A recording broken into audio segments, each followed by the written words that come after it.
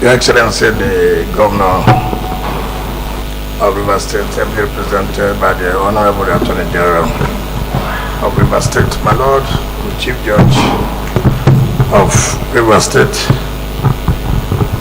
my Lord, Justice Merrill, retired Supreme Court Justice, the Administrator of this great institute, senior advocates of Nigeria,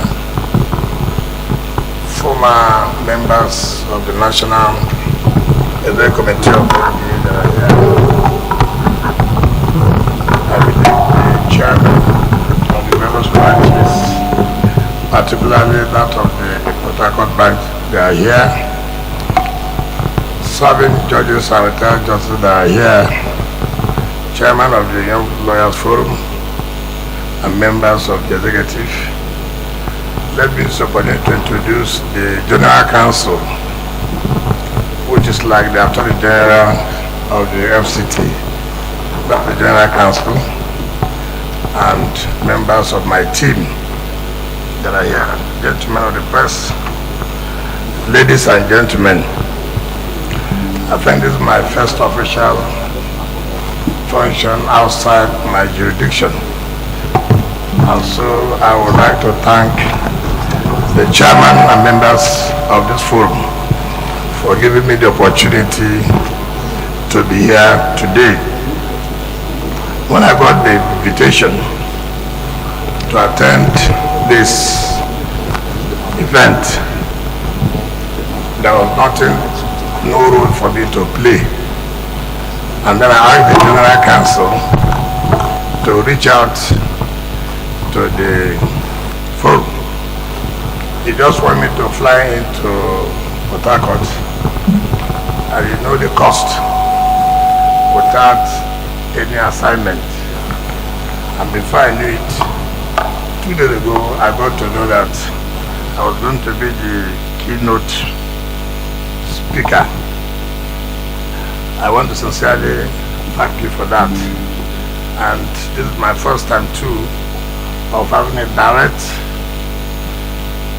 interface with the forum. Not that I don't have any relationship with the lawyers forum, but it's like the first time I'm having an interface with you. And let me also thank the chairman for recognizing the appointment of young men and women by the present administration of President Bola Ahmed Tinubu. There's nothing wrong in appreciating when people have done something right. Also appreciating and criticize when things have not been done as it's supposed to be. I'm delighted to be here in your midst today to deliver this keynote speech. I thank you for giving me the opportunity to share my thoughts with you on the theme, which is breaking barriers, creating future leaders in Nigeria from the next generation of young lawyers. I cannot agree any less that this theme is of paramount importance as it concerns not only the development of 21st century lawyers, but also has implications for the future of our great state and our nation, Nigeria. I commend the choice of this theme as it reflects the challenges and aspirations of our time. The legal profession holds a unique place in society as a force for justice, equity, and social change. Lawyers are entrusted with the role of upholding the rule of law, promoting fairness. It is our collective responsibility to take on this critical duty. In today's Nigeria, we face a multitude of challenges, from political and economic issues to social and environmental concerns. It's imperative that we guard and nurture the next generation of leaders who will address these challenges and bring about positive changes. Our young lawyers have a special role to play in this process as they represent the future of our legal landscape. As we dive into this discussion, I want to emphasize the words of the Commonwealth Secretary General, Right Honorable Patricia Scotland, Queen's Counsel, who aptly described the role of lawyers thus, and I quote, "We lawyers are a unique breed. We challenge injustice, refuse to let anarchy and unfairness prevail, and stand up for the rule of law. We must pass on these values to the next generation of lawyers who will be tasked with safeguarding the rule of law in our ever-evolving world." End of quote. This quote highlights the vital role lawyers play in our society, and it reinforces the significance of training and mentoring our young lawyers. Before we explore the barriers young lawyers face and the solutions, it is important we first have an understanding of who a young lawyer is, as this understanding will help us address the attendant challenges more effectively. Now, who is or who are young lawyers? For the purpose of this discussion, we categorize them into two groups. One, young lawyers by age of birth. This category includes lawyers who are young primarily due to their age. This will be Generation Z or millennials who have recently been licensed to practice law. Two, young lawyers by age at the bar. This category includes lawyers who have been called to Nigerian bar and have practiced for less than 7 years. Their youth is determined by their years of experience rather than their biological age. What are the roles expected of young lawyers? The role of young lawyers should not be underestimated. They are the future of our profession, and they have a significant impact to make. Young lawyers must embrace their roles as champions of justice and fairness. They should be at the forefront of protecting the rights and liberties of our citizens, becoming beacons of justice, fairness, and equity. By doing so, they can set an example for the rest of society to follow. Two, young lawyers can also actively engage in policy making and advocate for legal reforms.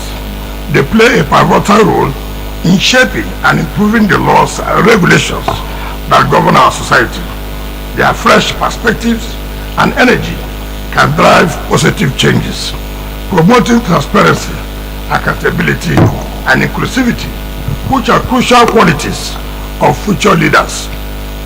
In addition, young lawyers can address societal issues by working with vulnerable communities, offering pro bono services, and bridging the justice gap.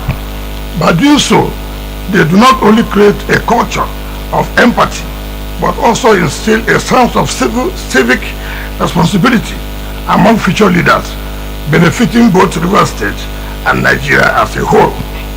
Young lawyers can also serve as role models for aspiring leaders by demonstrating dedication to the profession, commitment to ethical standards, and the ability to navigate the complexities of the legal landscape. They can inspire others to pursue excellence and make a positive impact on society. In the light of their pivotal role in dispute resolution, young lawyers are the backbone of law firms and legal departments in Nigeria. Their direct involvement in delivering legal services to clients and the government means that they shape policy directions and have a significant impact. Lastly, in the context of the global legal landscape, young lawyers must consider specializing in specific areas. Becoming experts in emerging and nuanced legal fields can give them a competitive edge. It is the duty of every young lawyer to suggest changes to the laws governing their area of practice, leading to advancements in various legal sectors in Nigeria. Challenges confronting young lawyers. 1. Financial constraints. Economic challenges in Nigeria directly impact the success of young lawyers in their legal careers. The broader economic issues in the country significantly affect the opportunities and prospects for young lawyers. 2. Bias. Bias is a significant barrier faced by young lawyers. Bias comes in various forms, such as ethnic and regional bias, gender bias, seniority bias, and client bias. These biases can limit opportunities and recognition for young lawyers. Limited access to technology and infrastructure. The limited access to modern technology and infrastructure hampers the effectiveness and efficiency of young lawyers in their practice. Challenges include a lack of access to legal research databases, unstable internet connections, and inadequate digital training. Corruption. Corruption remains a pervasive issue in Nigeria, affecting various aspects of life, including the legal profession. This corruption, while not created by young lawyers, hinders their progress and professional capabilities. Lack of motivation. The lack of recognition and rewards for hard work can demotivate young lawyers. The absence of a fair and transparent system for promotions and rewards affect their dedication and enthusiasm. Now, what are the steps to be taken to confront these challenges? To break these barriers and prepare young lawyers for their future leadership roles, we must take several steps. And one of the frameworks and regulations. As senior members of the legal community, it's our responsibility to create frameworks, regulations, and innovative structures that empower young lawyers, making legal practice more appealing, competitive, and lucrative. 2. Continued learning. Young lawyers should embrace lifelong learning to stay competitive in the ever-changing legal landscape. Continued professional development is essential for success. Technology adoption. Young lawyers should explore and adopt technology to advance the legal profession. They must open their minds to new methods and take the lead in innovation. Mentorship and guidance.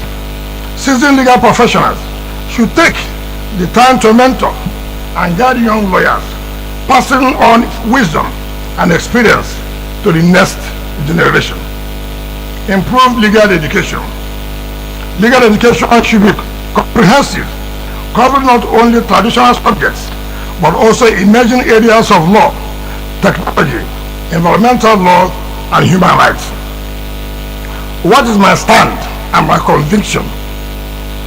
In my personal capacity and throughout my public service journey since 1999, I have wholeheartedly supported numerous young professionals, including legal practitioners. I hold a deep appreciation for the emerging talents in the legal field, as I too once walked the path you are on today. It is my hope and conviction that the next generation of leaders in Nigeria will emerge from amongst you. It is with this conviction that I took an initiative to establish one of the best law school campuses, fully equipped with state-of-the-art infrastructure to meet the requirements of the 21st century legal education and practice, even though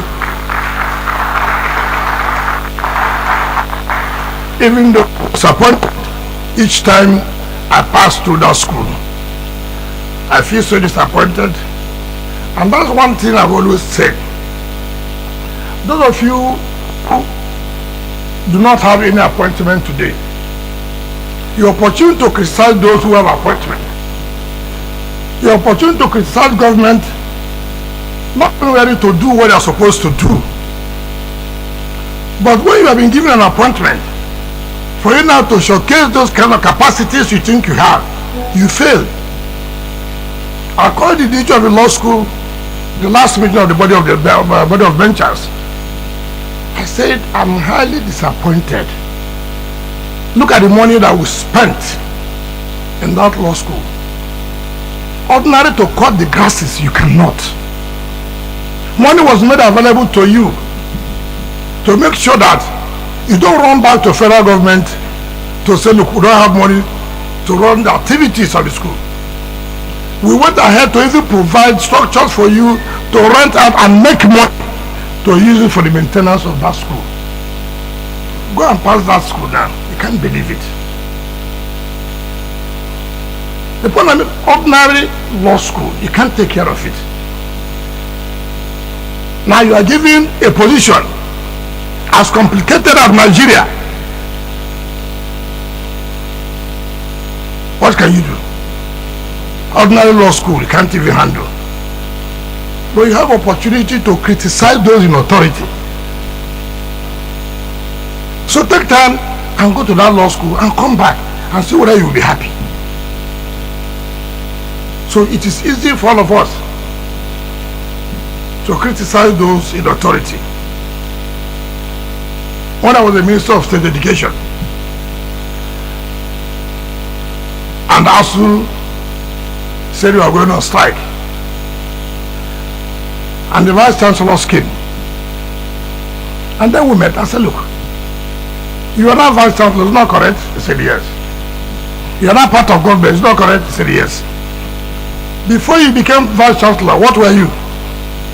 A lecturer, a member of ASU. Now you are Vice Chancellor. They are not telling you they want to go on strike because government has not been able to fulfill certain things. They say, look, the problem with ASU, they don't understand the reality. I said, now you know reality because you are not in the management. You can see things clearly now. But when you are not a Vice Chancellor, you are supporting what ASU does. But now you're a Vice Chancellor, you are not the leadership. You cannot see the difference between theory and practice. These are the kind of problems we face, and we believe that you will understand the point we're making.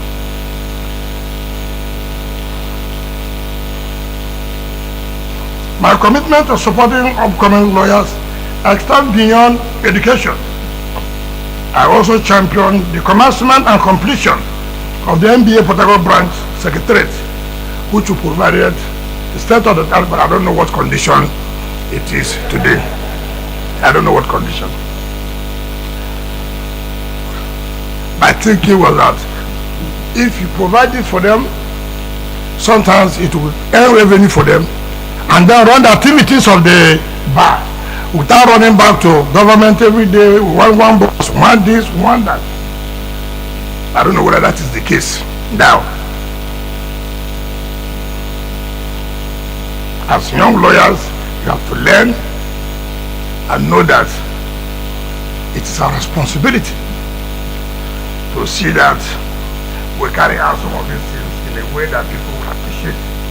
And yes, indeed, we are serious in what we are talking about. This center now serves as a hub for proactive initiatives, fostering collaboration between the legal community and the judiciary to promote the rule of law. I share this initiative to underscore the importance of investing in the growth and development of our upcoming lawyers. Their success is intertwined with the progress of our legal system and the prosperity of our people. Lastly, before I left of Rivers State,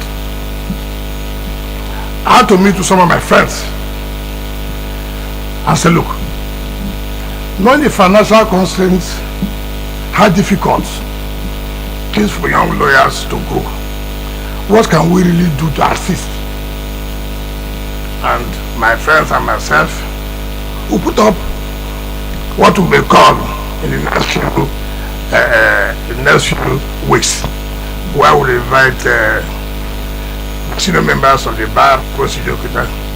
We put up an office that we can call maybe the best in this state, where we want young lawyers, help them, give them this office, and those who want to promote and make sure that they grow in the legal profession to the level of becoming senior advocates. Because some of them may not have money to rent office. Some of them may not have money to provide ordinary facilities, library. We believe in next 1 week we invite the senior lawyers to come and give this opportunity to the young lawyers who are committed and dedicated, that indeed they want to grow in the legal profession.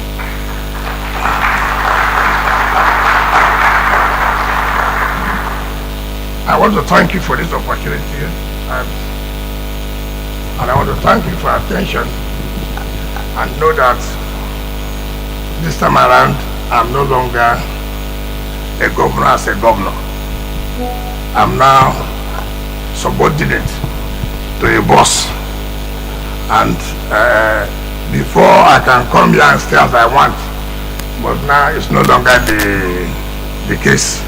So everything I do now is regulated by approval, and I don't extend the time given to me to come here and interact briefly with you. So you cannot expect me to spend all the time. I thank you for the opportunity and believe that we'll have other opportunities to come and interface with you. Thank you, and God bless you.